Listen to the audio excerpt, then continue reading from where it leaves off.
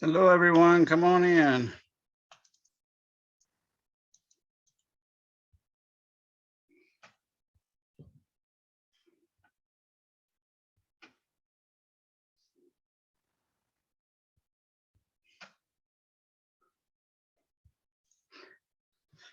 Looks like we're getting most people in here. Let's see. Anybody have any questions before we get cracking?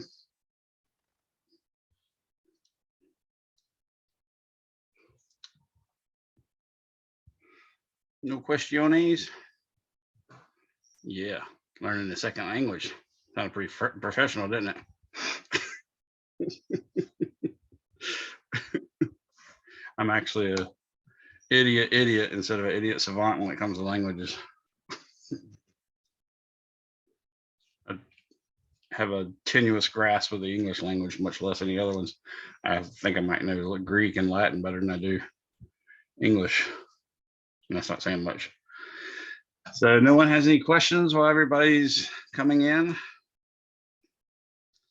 All right, well, I guess we'll just get started then. So I've already drawn the circuit that we started last class with, and I wanted to go through with Kirchhoffs loop rule and Kirchhoffs junction rule. It's also called Kirchhoffs voltage law, and the other one's called Kirchhoffs current law. So those are all acceptable as well. Those are the ways you can do, like I said, those are the ways you can actually solve these systems of equations. Are these basically the circuits are what you're solving, and you're solving for currents. And one of the easiest ways we found is to use those two principles, or laws, if you will, and derive, if you have three potential currents, and you need three potential equations. So it gives you an opportunity to derive those. I'm going to start off with showing you the circuit again. I'll rehash what we did for Kirchhoffs current rule. Nicholas or somebody, can y'all talk so I can make sure I can hear y'all? Yeah, I can hear you just fine. Good deal. Thanks, guys.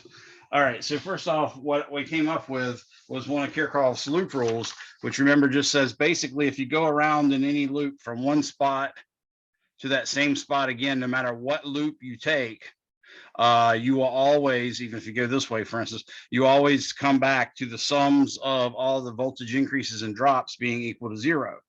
So the first one we did was basically I started here, and I notice I'm going from the small leg of the battery to the long leg. So that's a voltage increase. So I'll say 50 volts. I'm not even going to write the letter volts there. I'm just going to keep everything as volts. And then I go across, because I called this current I2, and I said it was going that way. Y'all can barely make that out. I actually meant to make that really big. Don't know why I didn't. Anyways, I called this I1 here and this I3 here. So those are the actual currents that I've labeled. When you go the direction of current through a resistor, then the resistors of voltage drop. Since I2, I'm hypothesizing is going this way, that's okay. That means that the voltage across the resistor will be a drop. And because I went from the short side to the long side going this way across the battery, that's a voltage increase. So those are the big deals that matter. So in this case, I'm going to say -1 times I2, because it's 1 ohm. And I'm going to say minus 50 I2. That's not quite as necessary to put parentheses around it, so I just left it. So I got minus 50 I2, and now I come up here and I am going the direction of the current. I3 I drew is going this way, which means it goes up this way. So since I'm going the direction of the current, I expect that to be a voltage drop. So I'll say minus 40 I3. Remember, we're just using V equals IR to find the voltage changes across the resistors. Okay, now that I've gotten through there, I'm back to where I started, which is right here. So I'll say equals 0. That we'll call equation 1, but I'm actually going to rewrite it to make it make a little bit more sense and easily dealt with. I'm going to say 51 I2.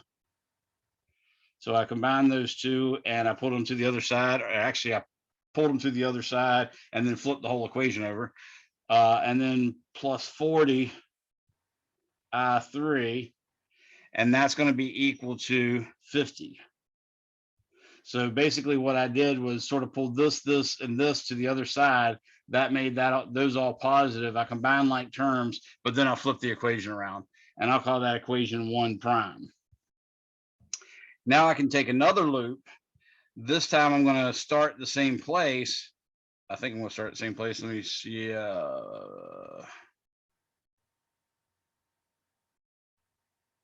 Yes, I'm going to start at the same place, but this time I'm going around this way.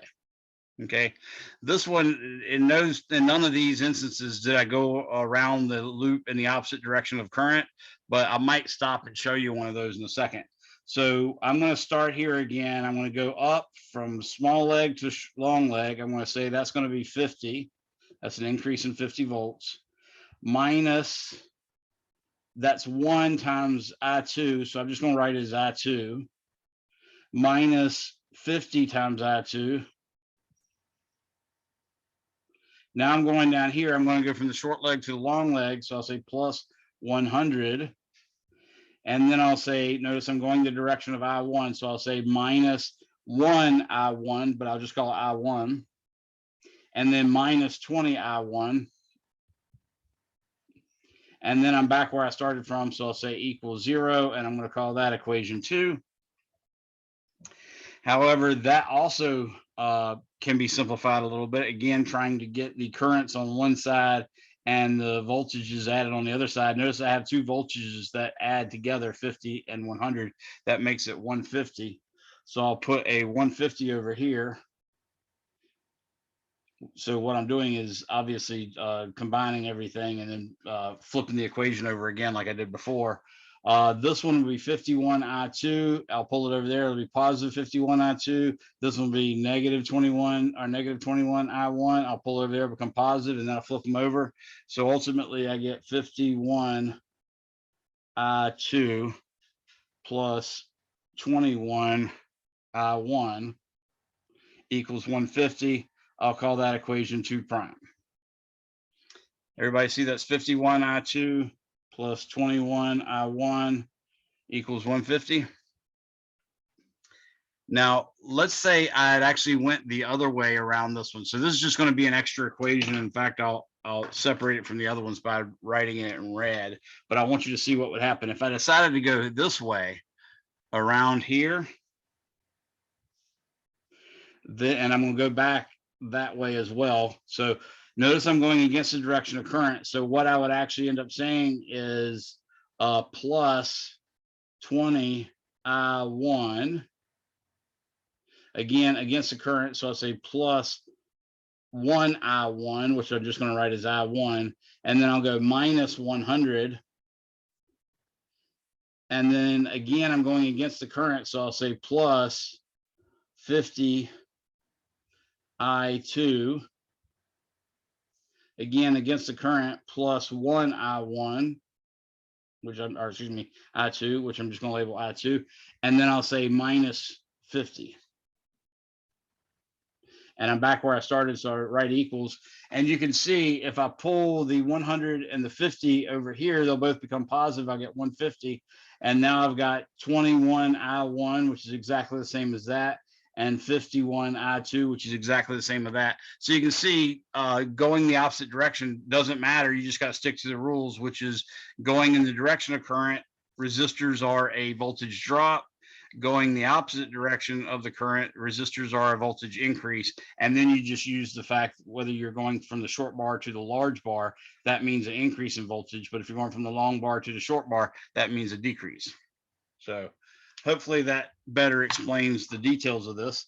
Now that I've got those two, I also want to set up a Kirchhoffs junction rule for this equation.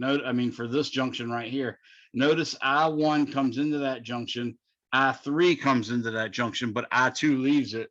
So I'm going to write equation 3 as I1 plus I3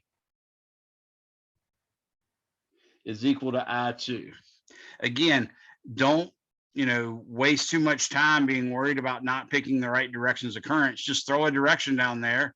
And if you find one is wrong, you'll be told that basically by when you solve it, it'll come out to be negative. And you, of course, keep using the equations. And if you have to plug that current in, you need to plug it in as a negative number and everything will work out fine. It just so happens this one does that, in fact. So what I'm going to do to solve the system of equations is, remember we learned in algebra that you can actually multiply any equation by any number other than zero technically, or divide it by any number, of course, other than zero. As long as you do it to both sides, everything will be fine. So I'm going to make use of that. And in fact, I'm going to multiply equation 1 by 1 prime by -1. So I'm going to say -1 multiplied by 1 prime. And then I'm going to add that to 2 prime. So what I get is -51 I2 minus 40 I,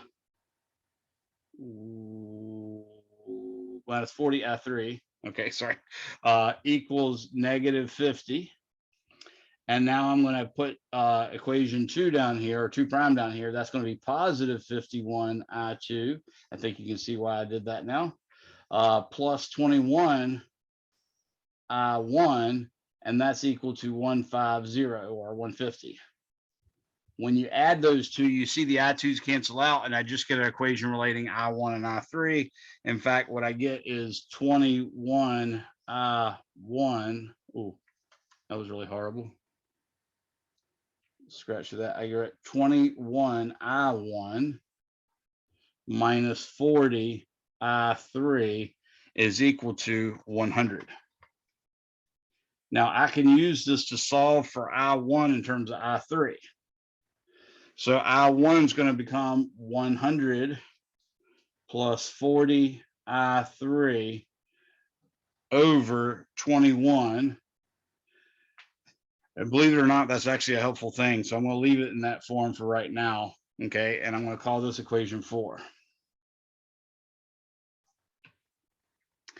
Now I'm going to put 4 into equation 2 prime, just to try. So notice if I put 4 into equation 2 prime, I will eliminate I1 and it'll just have an I2 and an I3. So I can solve for I2 in terms of I3. So I'll have I1 and I2 both in terms of I3, so that I could plug them in equation 3 and everything would just be I3s. That's sort of my big plan that I thought of. So that works as a way you can try to do it. Doesn't always work. Sometimes if you choose the wrong loops, you'll have different ways of solving it, but there's technically no wrong way, as long as you can get an answer and don't screw up. So when I plug 4 into 2 prime, I get 51 I2 plus, notice this 21 here. That 21 with that 21 down there is going to be a lifesaver. So I'm going to say 21 times, now I'm going to put that sucker in, or excuse me, that sucker in, which is 100 plus 40 I3 over 21. You can see the 21s are going to cancel out now, top and bottom. And then that is equal to 150. So I can simplify and I get 51. Dang it, there I go again. 51 I2 plus 100 plus 40 I3 equals 150. Now I'll subtract 100 from both sides, and that'll give me 51 I2. Yeah, I wrote the 1 without making it a Roman numeral. 51 I2 is equal to 50 minus 40 I3. And that can get me to I2 is equal to 50 over 51 minus 40 over 51 I3. It turns out that fractions are not that helpful. So I'm going to go ahead and divide 50 by 51 and carry a couple extra digits. So ultimately, what I'll do is say I2 is equal to 50 divided by 51 is 0.98032. And then 40 divided by 51 with a negative in front of it is 0.78431. Now, really what I'm sort of assuming here is I've got basically one decimal place, and that means 3 sig figs for all the multiples of 10, 4 sig figs for 100, that sort of thing. All this though is times I3, or excuse me, that number right there is times I3. Ooh. So that's a new expression. I'm going to call that equation 5. And that is I2 in terms of I3. So now we have I1 in terms of I3, and we have I2 in terms of I3. By the way, that's no longer that useful like that. So I'm going to go ahead and write I1, and this will be called 4 prime. I'm going to write I1 as 100 over 21, which turns out to be 4.7619 minus, or excuse me, plus. And now 40 over 21 is going to give me 1.9048. And that's I3. So that's a more useful form. That was very useful what I did before because I happened to be multiplying by 21. All right, so now I've got I1 in terms of I3, I've got I2 in terms of I3, and now I can go ahead and apply equation 3. So equation 3 says I1 plus I3 equals I2. So I put in my I1 there, I put in my I2 there, and it's going to have nothing but I3s involved.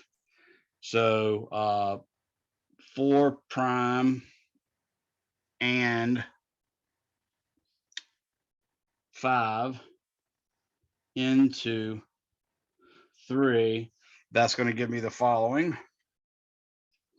I'll say 4.7619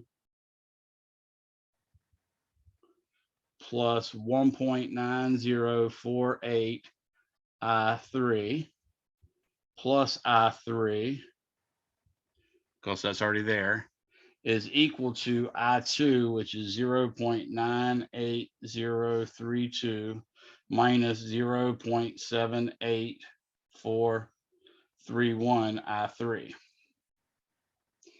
So now what I want to do is combine all the like terms, get all the I3 terms on that side, all the pure numbers on that side, and just solve for I3. That's not too terribly bad.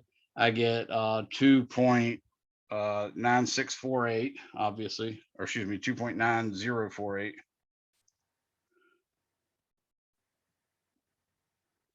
I3 on this side.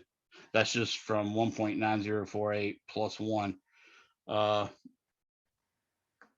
Yeah, I'm making sure that 1.90 wasn't a 6 because I read it as a 6 just a second ago. So that looks good. Now I'm going to put all the numbers on the other side. That means negative 4.7619 plus 0.98032. And then, of course, I still have that minus 0.78431 I3. Now that's on that side. I'm going to pull that over here, and obviously that's going to add such that I get 3.74912 I3. That's adding this and this. And then I can combine these two to get a negative number, mind you, negative 3.7815. So that finally I3 is equal to negative 3.7815 over 3.74912. And finally, that gives me that I3, in fact, was chosen in the wrong direction. It came out negative. So I know I3 is negative 1.0086 amps. So that's one of my answers. The whole goal of these circuits is to determine all of the currents that exist. So I think I drew on my face too. That's awesome. Okay, so that's one of them. But now that I have these equations solved for I1 and I2, that's really nice because now all I got to do is plug in I3, that since we know it, and I'll immediately have I2 and and I1. So first off, let's do I2. I know that I2 is equal to 0.98032. Y'all can see that there. Minus 0.78431 times I3, which is negative 1 point. Notice how I'm putting the 0 in there. That's the negative in there. That's absolutely necessary. So now I've got to multiply negative 0.7843 times negative 1.0086 and then add that to 0.980392. Excuse me. Yeah, that was supposed to be a 3. No, it's supposed to be a 3.2. I think I added the extra 9 in there. So ultimately, the answer I get will be 1.7715 amps is equal to I2. So our I2 is obviously chosen in the right direction. This is yet another answer, so I'm going to box it off in red. And we're all going to do a check to make sure all this turns out right. Hopefully y'all are somewhat verifying my multiplication and addition stuff. Remember, we only had, even by pretending, we only had 1 decimal place on everything. So every time we add, we can't go deeper than 1 decimal place. So really, it's more or less all these are probably not real digits. It's probably just called 1.8. So now let's look at I1. Well, I1 was supposed to be 4.7619 plus 1.9048 times I3, but I3 is negative 1.0086. Notice again, I included the negative as we have to. This actually gives me 2.8406 amps is equal to I1. So now I have all 3 currents solved. And remember, I'm suggesting it's probably only good to 1 decimal place. So let's check and see if this does in fact verify or make these equations 1, 2, and 3 true. That's a good check. All right, I would at least check one of them like this one and see if it works. So let's first check.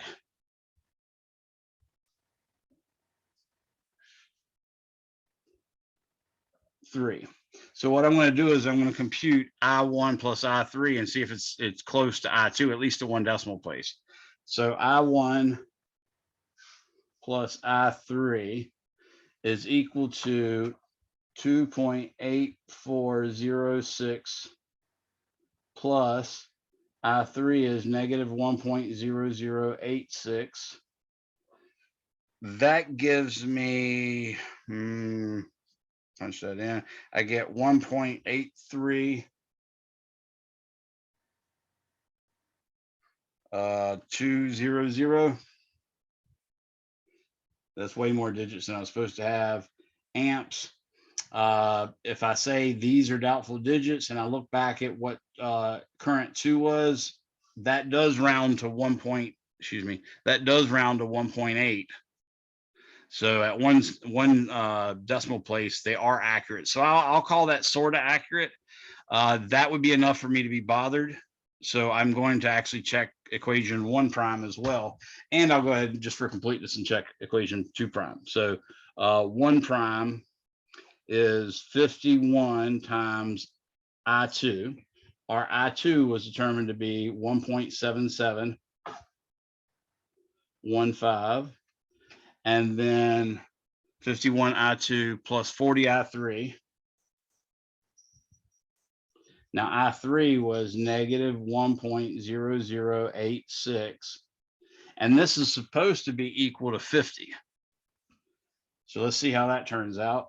When I multiply 51 times 1.7715 and add it to 40 times negative 1.0086, I get 49.998 volts, which is pretty darn good because it's supposed to be 50. Okay, so that gives me some confidence that I was right. Let's try 2 prime now. Equation 2 prime was supposed to be 51 I2 plus 21 I1 is equal to 150. So 51 I2, which is 1.7715, plus 21 times I1, which is 2.8406. Someone else came in. And that's supposed to equal 150. So when I do this arithmetic, I get 149.9989 volts. So I'll call that correct because that's supposed to be 150. So this is actually accurate all the way to 3 decimal places. And this is accurate all the way to 3 decimal places as well. So those two are really accurate. It's that addition one that's not that accurate, but the fact that I have 2 of them very accurate and the third somewhat accurate, I would say, yeah, we did that correctly. Does anybody have any questions on that?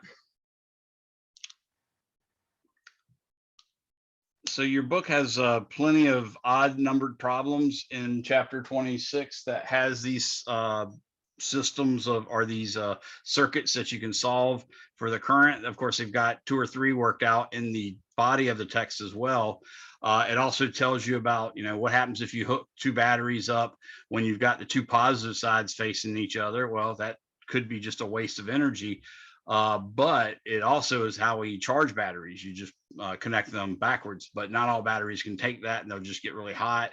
Sometimes it goes too fast, stuff like that. But also you can connect batteries in series where they're, negative and then positive to the next negative and then positive. And then that just doubles up the voltage, which is why you've seen, for instance, flashlights and toys and stuff like that that have batteries stacked on top of each other, because you're trying to get 3 volts instead of 1.5, or if there's 3 of them, you're trying to get 4.5 volts, or if there's 4 of them, you're trying to get 6 volts, that kind of thing. You can also, oddly enough, put them in parallel, and when you put batteries in parallel, that just sort of makes the batteries last longer, because you put 2 similar batteries with the same voltage, you subject them in parallel. That means they're going to both have the same voltage, but the sum of their currents is going to come out of that parallel and drive whatever you need. So each one can actually deliver only half the current and will last longer. So your book does talk about that. It has, like I said, a couple examples where you're solving a system of equations like this from a circuit. So you want to make sure you can do that. This is another one of those skills that we require of our people that go on into engineering and sciences. I think I heard someone ask a question. Did I move it down enough, Makita? Okay. And these will be posted, these notes will be posted tonight. I've been posting them the next day, but I sometimes forget. So I think tonight I'm going to post them this evening right after class. So they'll be up there. The video should be posted later on after class as soon as I can. That takes some time though. Any questions on any of this?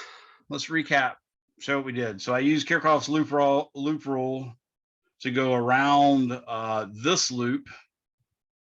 And I remembered that when you go from a small bar to a long bar on a battery, that's a voltage increase. And I remembered that when I go in the direction of the current, which is something I guessed at, right? If I go in that direction across a resistor, then that's a voltage decrease. That's why I got -1 times I2 and then -50 times I2. And then I'm going with the current in I3, at least what I chose to be the current. So that's -40 I3. It turns out we ultimately found out that I3 was in fact negative. So I chose the wrong direction, but it didn't harm us. All that did is made me make sure I keep the negative sign when I use it subsequently in all those other equations. But after I did that loop, then I did another loop. This time I did, instead of the loop over the top, I did the loop over the bottom. Again, a +50. -1 times I2, -50 times I2. I went from small to large, that's +100. And then -1 times I1, -20 times I1, which is that guy, and I'm back where I started from, 0.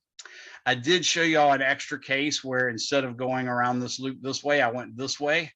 So you can see that it actually is okay. You just got to remember, if you're going the opposite direction of the current, which I would be if I went around this way, then you got to treat voltages, changes of a resistor as increases.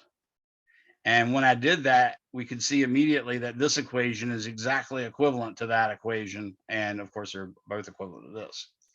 Finally, I took this junction. You see this junction seems to have I1 going into it and I3 going into it, and then I2 coming out of it. So Kirchhoffs junction rule says that I1 plus I3 must equal I2. I recognize that the I2 had coefficients of 51 in both equations. And honestly, I didn't want to have a big negative number going around. So I decided to multiply this whole equation by -1, because when I added it, it would give you 150 minus 50. So that would give you a positive number. And when I did that, of course, that made the 51 I2 cancel out with the positive negative 51 I2. And then I got 21 I1 minus 40 I3 equals 100. I decided at that point I'm going to solve for I1 in terms of I3.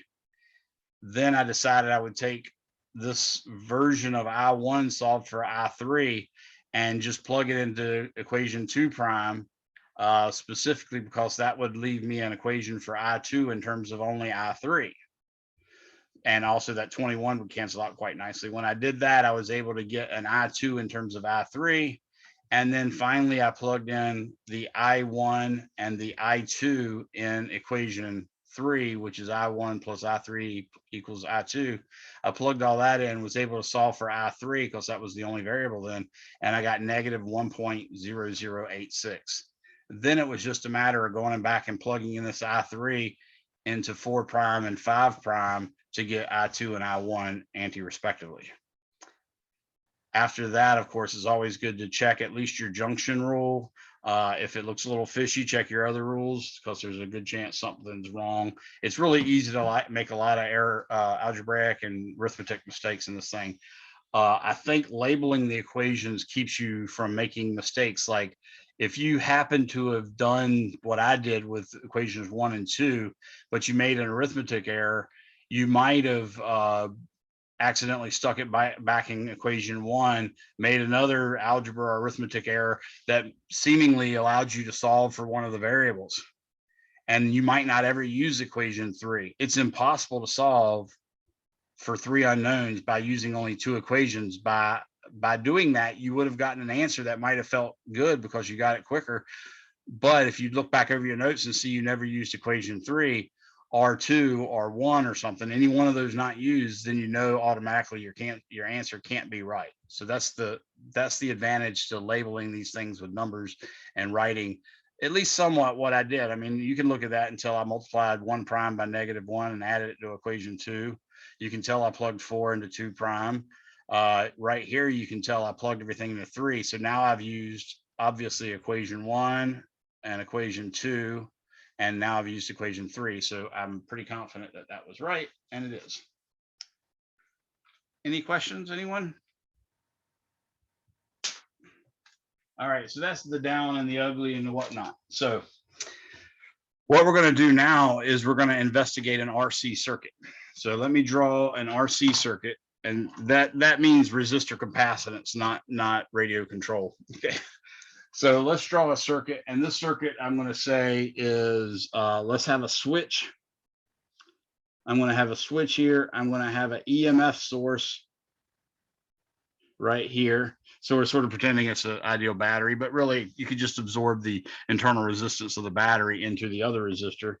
I'm going to go around here. This is going to be a switch, which when you pull it to here, it completes the switch, at which time current can flow towards this capacitor, and then of course current can flow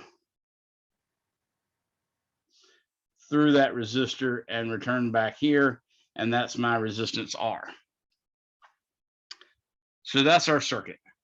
Now let's imagine for a second that it's actually closed, and since once it's actually closed, that means you can actually have a current going around in some sense. I mean, you know what's going to happen. The positive charges will leave, or at least we're pretending the positive charges will leave this positive end and start to pile up on this side of the capacitor. That positive charge will compel the positive charges over here to run there. So although there's not really charges flowing across this gap, essentially a current is flowing. It just happens to be by some process other than direct linkage. Okay, it's by production or by basically inducing charge. Okay, that's only going to last for a short period of time. That's what we expect the results to be. If I now use Kirchhoffs loop rule and solve this, I'm going to go from here and I'll say, oh, well, that's a voltage increase of E. And then I'll say, well, wait a second. I happen to know C equals Q over V. So the voltage change across a capacitor should be Q over C. And I suspect there's going to be a voltage difference. So it should be a voltage drop. Obviously, this is going to be, if the battery was 12 volts, this side will be 12 volts. This side will be something less. So I'm going to say minus Q over C. And then I'm going in the direction of current again. So that's a minus IR. Now I'm back to where I started from. That's equal to 0. So now I've got the equation from Kirchhoffs loop rule. I can now solve this as E equals IR plus Q over C. And I can recognize, in fact, that I, the rate at which current flows through the resistor, is exactly the rate at which charge leaves the battery, dq dt. Okay. So when I do that, I can now say E is equal to R dq dt plus 1 over C times Q. Now that doesn't necessarily look that good, but if we multiply by C, I can make my system a little better. So I multiply both sides by C and I get C times E equals R times C, which happens, by the way, y'all should verify this yourself. C is capacitance and therefore farads, R is ohms. Turns out that has units of seconds. So it'll be RC times dq dt and then plus Q. So if I pull the actual Q over to this side, I'll have C E minus Q is equal to RC times dq over dt. So this actually allows me to write it in a convenient way. In other words, this is a separable differential equation. I can write dq over CE minus Q, and I can write dt over RC.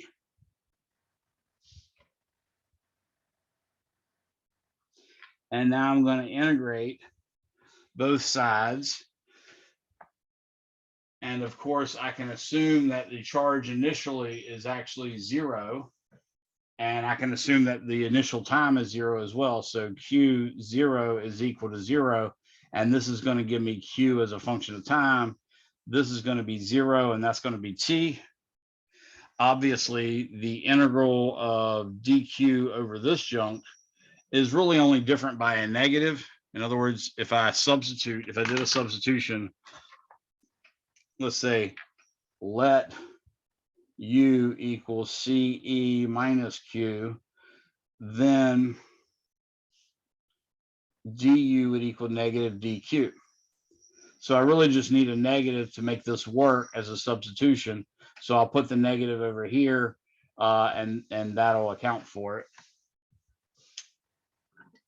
So now I'm going to say the integral from 0 to Q of T of dq over Q, or excuse me, over U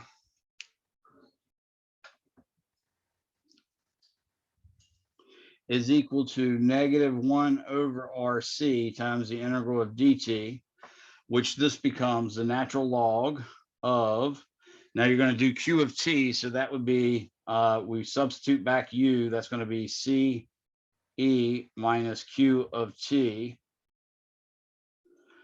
And then you're going to do minus the ln of this with Q equals 0. But a ln minus a ln is just the ln of the quotient. So I'm just going to say CE like that. So that's the left-hand side. The right-hand side is going to be negative T over RC. Now we're going to do some magic math like physicists do, which is I imagine raising E to the left-hand side power and then raise E to the right-hand side power and assume they're going to be equal. It's fast and loose, but it actually does give you correct results. So we're okay with that. And of course, E raised to the ln of anything just gives you the argument of ln back. So now I can say, okay, I have CE minus Q of T over CE is equal to E to the negative T over RC. And of course, when you raise something to a power, you're technically not supposed to have any units. So that RC having units of time is really nice in this case. So now what I can do is continue to try to solve this algebraically. I'm going to pull the Q of T over there and then flip the equation after it's done. So it'll become positive Q of T. I'll multiply CE by this first. So then I'll end up getting what CE time. Well, actually, let me not take skip too many steps because even well, I say even because I'm getting confused. Let's put it that way. So I'll say CE minus Q of T is equal to CE times E to the negative T over RC. Now I'm going to pull the Q of T over there, and notice I have a common factor of CE between these two when I pull it over there. So it'll be C times E times 1 minus E to the negative T over RC. That's what happens when this comes over to this side, and this side would just be Q of T. Or you can finally write Q of T is equal to C times E 1 minus E to the negative T over RC. Now, if you look at that, you'll see that as T gets larger and larger and larger, this E to the negative T becomes 0. So what we're starting off with is like a constant that has something subtracted away from it, making it essentially 0. But as this goes to time equal infinity, it's slowly going to approach the value of C times E, which you should recognize as the charge of a capacitor. So in fact, if you want to do a plot of, let's say, charge versus time, then you could go to Desmos and put that in, or you might recognize what it looks like. T of 0 is just going to be 1 minus 1, because T being 0 is E to the 0 power. Anything to the 0 power other than 0 is 1. 1 minus 1 is 0. So you end up getting, dang, my pen's pretty sharp, just rip the paper again. You end up getting Q as a function of time looking like 0 here. And then slowly it's going to increase like that to a value of CE. So that's like an asymptotically approaching CE. Any questions on that? You can see at a time T equals RC, let's say T equals RC, then we end up getting Q equals CE times 1 minus 1 over E. If you compute 1 minus 1 over E,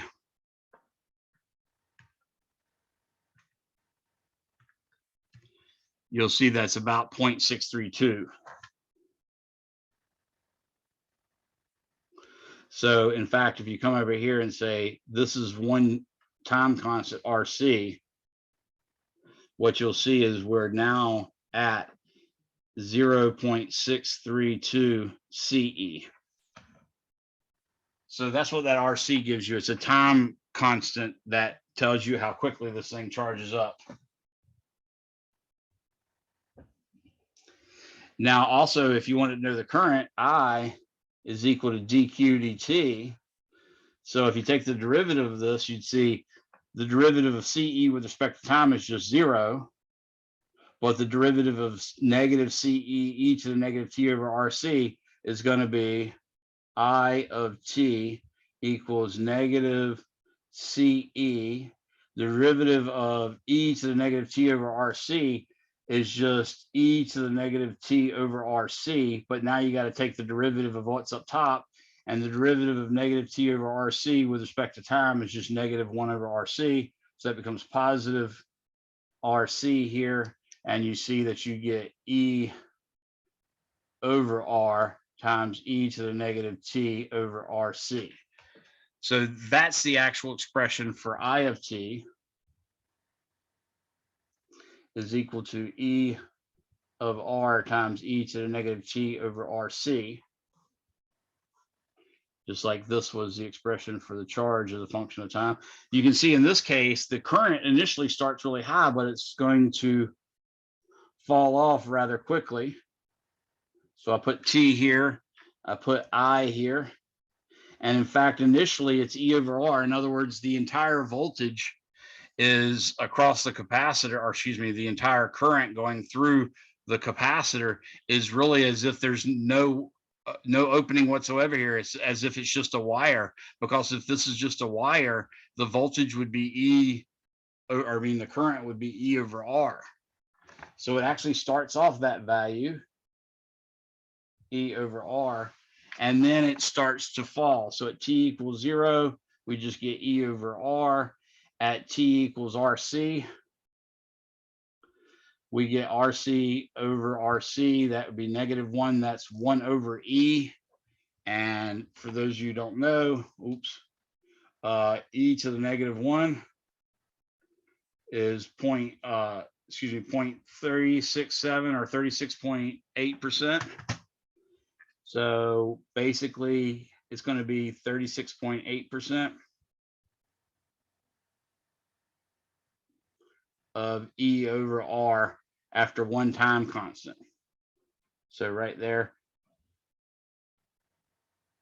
that's what the current looks like. Of course, you could also do the voltage, because the voltage is basically I times R, and you can get a plot of that. And your book does, it does do a voltage graph, voltage versus time, and that looks more or less the same as this, because it's just I times R. So anyways, that's how a capacitor behaves. And you can, solve all sorts of problems because you know all these values.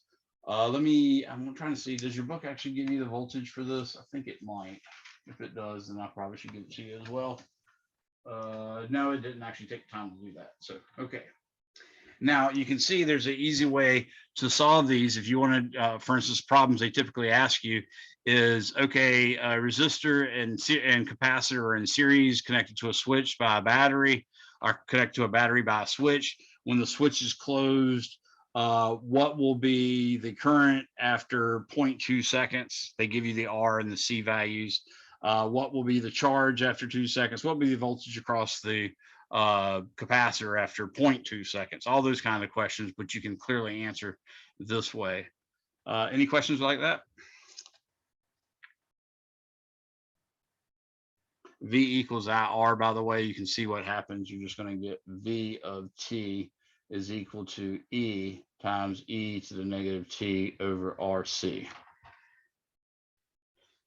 And that's the voltage across the resistor. If you want to know the voltage across, say, the capacitor, then you have to use Q and divide it by C. So you could say, and that's for the resistor. If I wanted V for the capacitor, I'd take the Q and divide it by C. So in that case, you see you get V of T, and I should subscript this R as well and subscript this C as well. In that case, I'm going to take this Q of T and divide by C, and I'm just going to get E times 1 minus E to the negative T over RC. So that's all the possible expressions you could need. You could get it for the individual resistor, of course, but no one ever asks about that. But they do ask quite frequently about the voltage, and all you have to do is use those times. And normally it's listed in terms of RC time constants. So I would definitely recommend you prove RC has units of seconds. So that's a good exercise that you should definitely give a try. I'll make that extra credit. So I'll try to remember to put a box up there in this week's module. Any questions on that?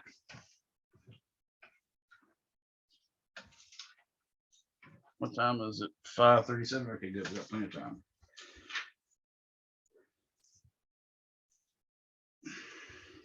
Okay, now let's see what would happen if we say discharge a capacitor. So now I'm going to go ahead and use another sheet of paper to do discharging a capacitor, just specifically because it takes a bit of paper and I don't want to try to crunch it into a small space.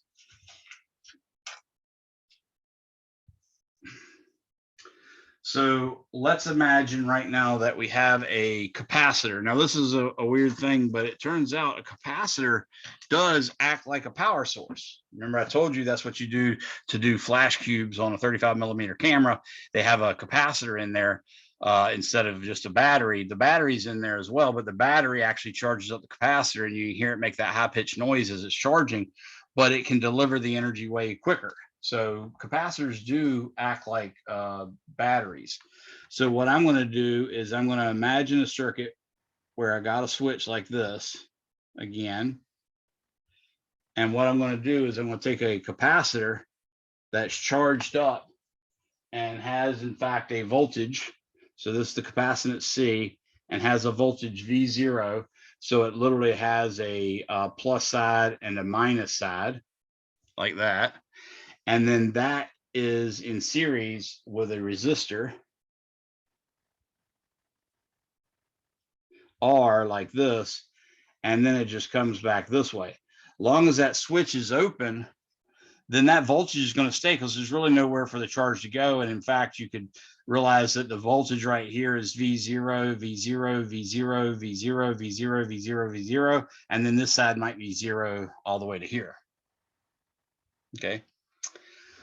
But when we actually switch it, what we realize is going to happen is the voltage of the capacitor, which can be given by Q over C. In other words, that V0 is actually equal to Q over C. That is going to drive a current IR. And in fact, the current delivered is going to be the loss of current to the actual capacitor. So what I'm going to have to do is in place of I, I'm not going to put dq dt. I'm actually going to put negative dq dt. So now I can say negative dq dt times R is equal to Q over C. And that is basically our differential equation that we might wish to solve.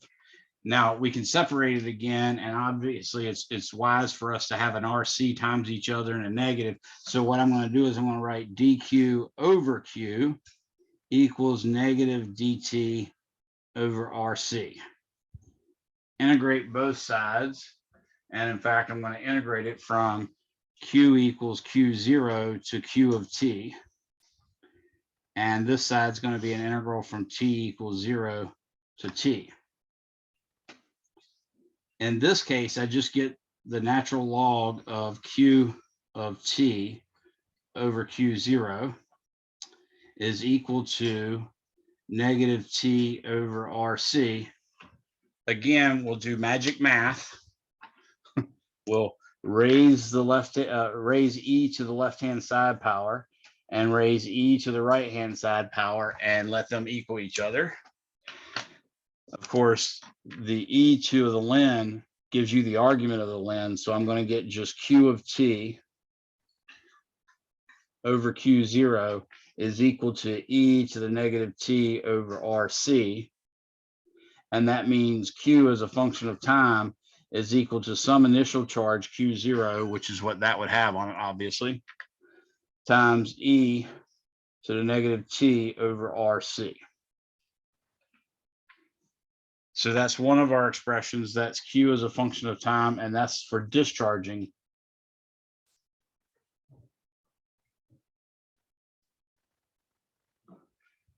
a capacitor. If you made a plot of that as a function of time, what you'd see is it'd start off at Q0. And of course, we know Q0 is basically just C times V0. You could use it that way as well, because C equals Q over V. At T equals 0, we get just Q0 to the 1 at a time RC. Then it's going to be e to the negative 1, which we learned before was about 38%. Yeah, about 0.38 Q0 is what's going to happen here at this point. So it's going to basically do an exponential decay like that. Remember, I is actually negative dq dt. So if you want to take the derivative of that, you're going to have to put a negative in front of it. It'll be negative Q0. Of course, the derivative of e to the negative t over RC is just e to the negative t over RC, but then you got to take the derivative of negative t over RC. So in fact, that's going to become positive 1 over RC. And that should be it.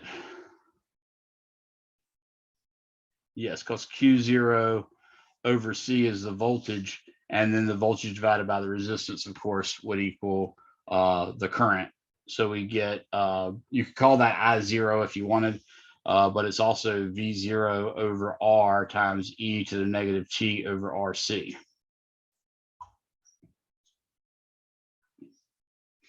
And I think they might want to do, yeah, they'll do a voltage one too. So I'll go ahead and do the voltage one. Of course, the voltage, you can think of as just the voltage would be equal to, remember, C equals Q over V.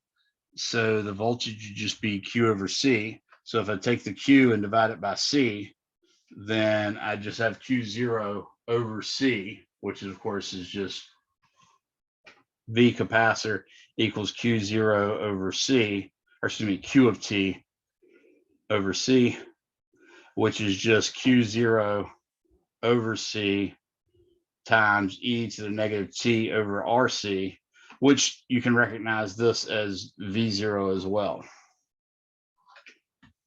Okay. So I think the examples on this are very much plug and chug and straightforward. I thought it's better to explain to you how these expressions are gotten, because obviously all of you are going to have to take differential equations if you haven't already. It's not that bad to work with differential equations. They're not horrible. I mean, they're the holy grail of solving problems in physics and mathematics in some sense, because they're, you know, one of the hardest things we can do. But you can see there's a lot of forms that we can do that it's not that hard for. And I think that hopefully helped you. Any questions on that? So just to give you some idea, in addition to using a capacitor to drive, say, a flash bulb, because it can send out its energy in a quick pulse, unlike a battery, it has to do it slowly. You can also use it for other things. For instance, you can actually set a diode up. So diodes are these neat little things that basically allow current to go one way, and they have very, very low. Yeah, differential equations is like simultaneous equations with functions, right? Yeah, it's basically an equation that involves derivatives like some constant times the second derivative of y with respect to x squared plus some other constant times the first derivative of y with respect to x plus some constant equals 0. That's sort of the simplest of all the differential equations. And your goal is to solve for that y as a function of x. So that's what a differential equation is. In this case, we were solving for, you know, variables, obviously, as functions of time, but it's the same process. All right. So what you can do, for instance, is use an LED. And an LED is kind of neat in that it looks like current can only go one way. And once you reach a turn on voltage, it pretty much allows that current to flow through with very little resistance. But it can light up and all sorts of cool stuff like that. So you can take a battery like this, say, and then connect it to a diode. and this is the symbol for a diode. See how it looks like current can go this way and nothing can go that way? They're polar devices, so you've got to connect them correctly or they'll be ruined. And some of them, there's Zener diodes, for instance, that allow both ways, but this is just a one-way diode, and it could be a light emitting diode, all sorts of stuff. But what you could do is say, put a capacitor in parallel with it. And you might even put, say, a resistor in parallel with that, or a resistor in series with the diode, because when you do this, what happens is this LED does not turn on or flash until it gets to some critical voltage difference between here and here. Once that voltage difference hits, then it's going to allow the current to blow through here and it's going to turn on. So if you do that, what you see is as this battery is charging up this capacitor, that voltage is going to get higher and higher. Remember what the graph looked like? The graph looked like this for the voltage as a function of time across the capacitor. Once that turns up to the turn on voltage, which I'll call TO, then automatically that's going to actually send, actually I should have put my diode the other way, come think of it.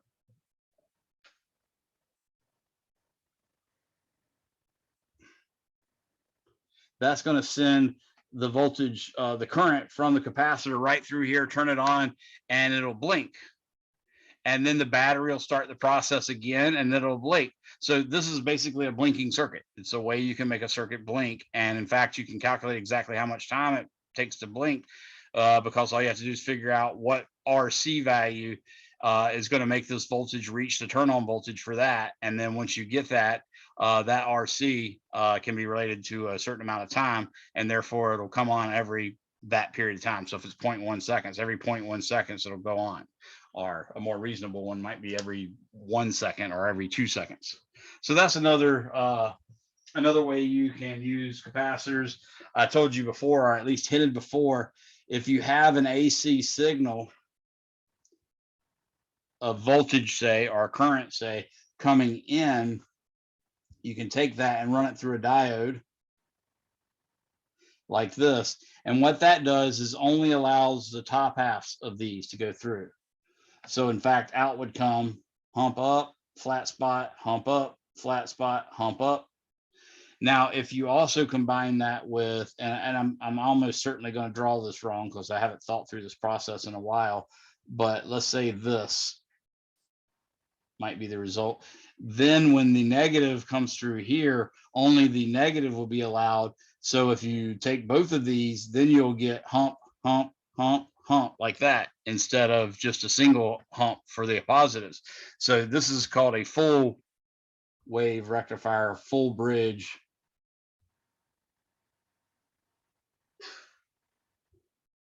Wave rectifier.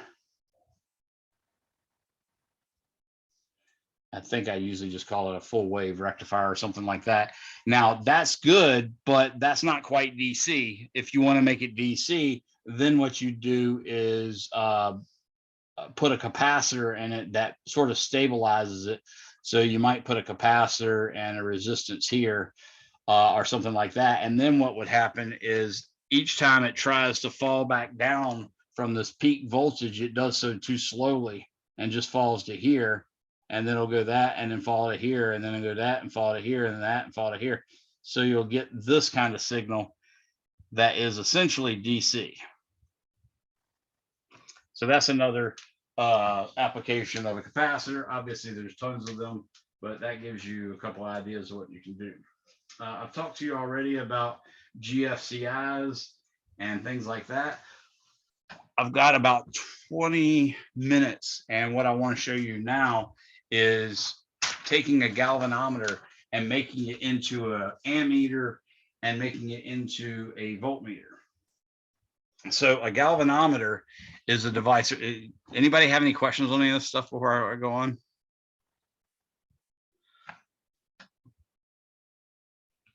So the symbol for a galvanometer is just a circle with a G on it, like a belt buckle for a minion. You know, he was Gru's people. Anyways, what it is, it looks like this.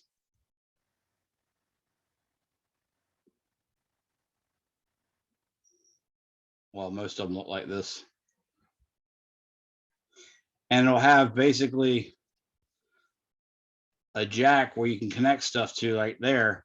And then on here, it'll have a gauge. And when it's not connected, basically the pin reads up here and that's 0.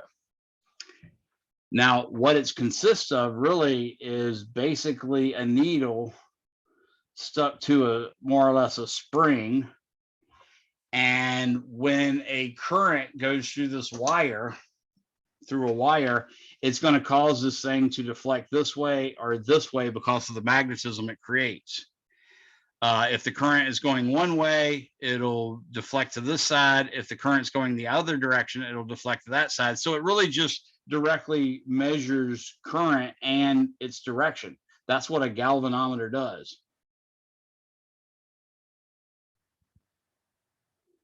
Okay, but they're kind of picky in that a typical galvanometer only has like 50 amps and has a resistance of say 20 ohms. Let's say this has a 50 microamp. I said 50 amps, I meant 50 microamps. Let's say it's 50 microamp range, meaning if it pegs all the way over here, it's positive 50 microamps. If it pegs all the way over here, it's negative 50 microamps. So I'll put a negative here and a positive here. And its resistance is in fact, let's say 25 ohms. So that's the resistance of the actual galvanometer. You would connect a wire, say, to here and then out of here, and in that sense, it's lined up with the circuit. So what you want to make is an ammeter. So let's make an ammeter.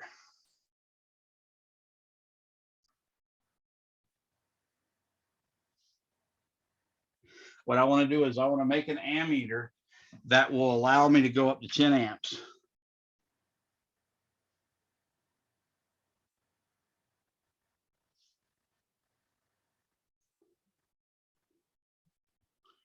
Up to 10.0 amps. Okay, so that's our project, if you will. So what's going to happen is the current carrying wire is going to have a current coming in this way, and it's going to be 10.00 amps. Now, what you need is a resistance that will take the lion's share of the current. In other words, this thing can only take 50 microamps. So you got to put it in parallel like this. And that's going to have the resistance of the galvanometer, the little R equals 25 ohms.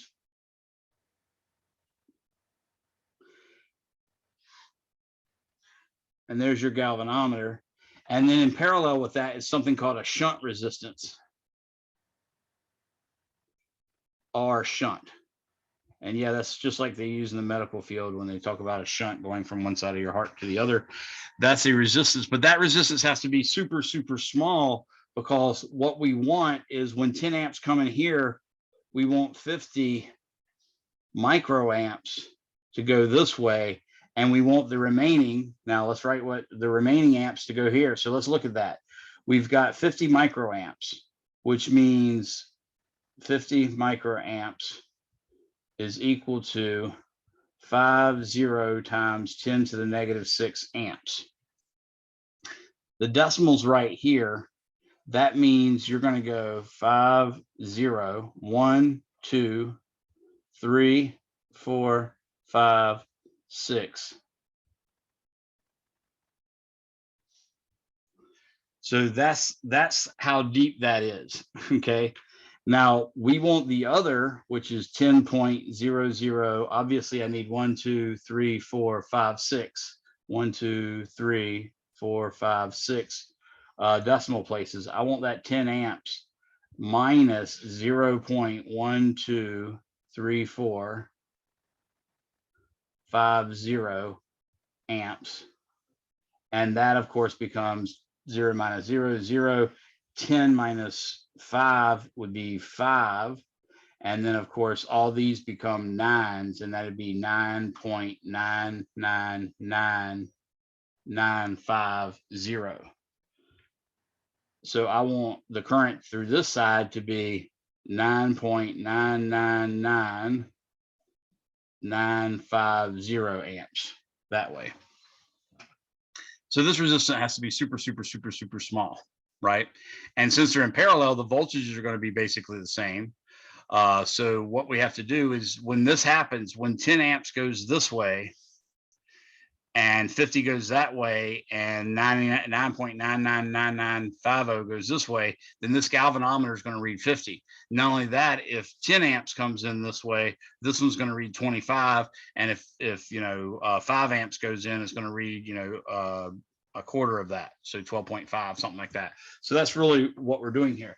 Now, to figure this out, what we got to realize is the voltage and the current, or since the voltages of these two legs are equal because it's in parallel, what we can say is I times R through this leg has to equal I times R through this leg. So I'll say I galvanometer times R is equal to I shunt times R shunt. Okay. Well, that means the galvanometer equals 50 times 10 to the negative 6 amps times 25 ohms. That's got to equal 9.99995 amps times R. So I can solve for R, and that's R sub S, by the way. So R shunt is going to be equal to 50 times 10 to the negative 6 amps divided by 9.99950 amps times 25 ohms. As you can tell, this is going to be a much, much smaller resistance. So I'll say 50 e to the negative 6 divided by, I'm going to just do parentheses in case I made an arithmetic error. I'm going to do 10 minus 50 e to the negative 6. So see what I did there? I did 50 times 10 to the negative 6 divided by 10 minus 50 to e to the negative 6, just in case I did my arithmetic wrong. And I get that, and then I got to multiply that by 25. So this fraction here becomes 5.000025 times 10 to the negative 6. And I got to multiply that by 25. And I get 125 times 10 to the negative 6 ohms. So we're talking best case scenario, if I divided this by, let's say I divided this by 100 and multiplied this by 100, that'd be 10 to the negative 4th. So it's 1.25 times 10 to the negative 4th. That's really difficult because it's really hard to even buy a 1 ohm resistor, but you know how to do it. You just have to take a bunch of them and put them all in parallel until it reaches this critical value. Now, when you do that, what'll happen is 9.99995 amps will go through here and only 50 will go through there, and it'll read full scale, which is a deflection of 50 microamps. So you'd read that 50 as 10. And normally the galvanometer will have a bunch of different scales on it. It'll have like in increments of 50, it'll have increments of 25 or 10, stuff like that. So you can make the scale a little better. But all you know is the full maximum is going to be 50 microamps, and they can have all sorts of different scales for what that's going to be. So it actually makes it a little easier. So that's how you make an ammeter with one. If you want to make a voltmeter,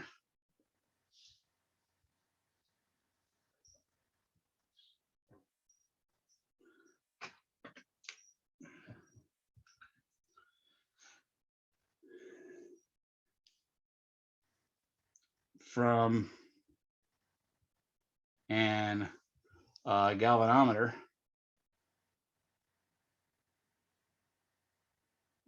we could use that same galvanometer, but let's say if you'll notice 50 microamps times R, if you did that, you get 50 e to the negative 6 times 25. Oh man, I ain't done anything.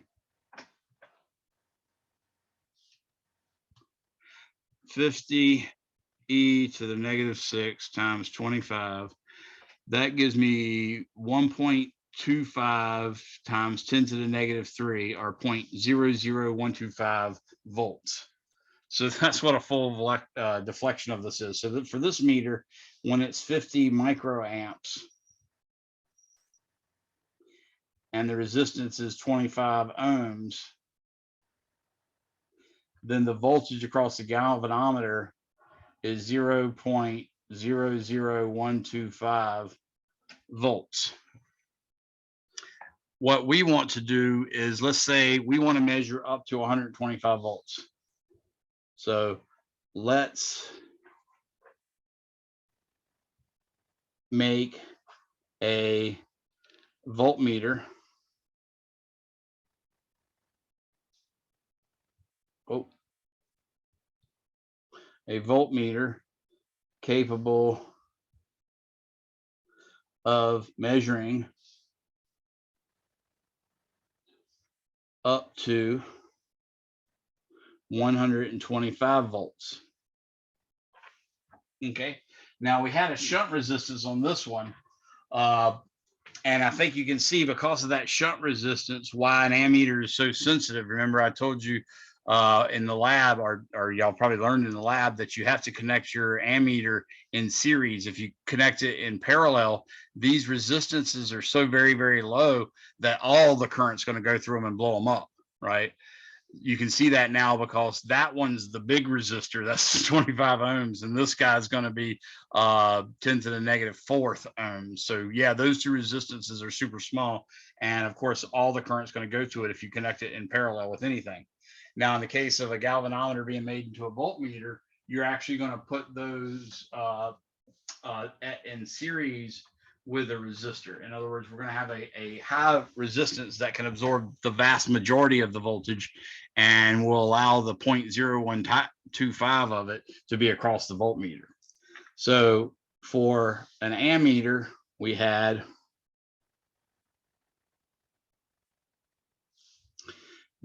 basically one terminal resistance, galvanometer, and a shunt resistance. So that was what you connected with when you did an ammeter. With this one, we're going to have one terminal goes through a huge resistance and then goes into the minor resistance of the galvanometer. And we'll say this is series, so I'll call R series. And then the galvanometer will be there. That's a voltmeter. Okay. Now, what you need is, obviously, since it's in series, you can't take any more than 50 microamps. So I max equals 50 microamps. So what that means is, when you apply 125 volts, this total resistance has to be such that it's only going to have 50 microamps. So V equals IR tells us that R has to equal 125 volts over 50 times 10 to the negative 6 amps. So if I do the math, I'm going to say 125 divided by 50 e to the negative 6. And that gives me R equals 2.5 times 10 to the 6 ohms. So in other words, this needs to be 2.5 mega ohms. This extra little part here is not going to be that much, but whatever it is, you've got to take it into account, because you've got to get a fairly accurate scale.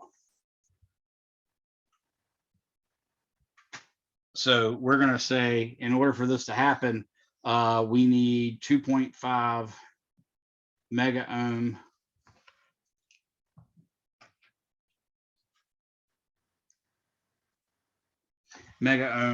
resistor. So that's our RSER. And that's got to be in series with it. Now that actually gives you a little safety factor because the resistance is actually going to be 25 mega ohms, which would be 2,5,0,0,0,0,0. But in reality, we're going to have 2,5 there. So that's the total resistance of that. So that gives you a little bit of a safety factor. So even if a full 125 volts goes across here, it's not actually going to reach the full 50, but you got to account for that in your accounting. But that's how you make an ammeter and a voltmeter using a galvanometer. Anybody have any questions on that? Now you can also do that with our voltmeters. For instance, our voltmeters are actual voltmeters. The multimeters that we use, they actually have a max as well. And bummer, I hit the wrong button. They actually have a max as well. If you remember, for instance, the meter that we use in our lab, which y'all sort of mimic on some of the online labs, they only go up to like 10 amps. So if you want to make an ammeter turn into an ammeter that can handle 100 amps, you can just put a shunt resistance in parallel with that actual multimeter. In that sense, the galvanometer and the multimeter are sort of similar. So you can put another one in there, and that will allow you to go even higher. Or if your voltage only goes up to 125 volts, but you want to measure 500 volts, you could actually put a resistance in parallel, or excuse me, in series with that meter, and then that could be used as well. In fact, old meters used to be just a galvanometer, and we would have to do the math to work out. I say it was actually before my time. We had multimeters even when I was in school. But you know, in the days of say Michael Faraday and those people, when they started coming up with devices for measuring voltage, they had to really understand how these shunt resistances and stuff works, and they would make them so that they could cover whatever voltage ranges they had. And it wasn't uncommon for you to, you know, be somewhat mechanically inclined if you were a physicist, specifically because you had to do this stuff. So that's it. That kills chapter 26. We're completely done with that. We can go next into chapter 27, which is where we start on magnetism. And I think our midterm is going to come in the next couple of weeks. And I think our test 2, I think I already opened that up. If not, it's going to open up soon. And then maybe even test 3 is probably going to open up next week. So I'll send you an email if I drop it, and y'all let me know if you need anything. Have a good one. Have a nice weekend, and I will see you guys later. Thanks for coming. All right, good night. Have a good weekend, Professor. Thank you. Thank you. Have a good night. Thank you. No questions, Shimon? Oh, they're on.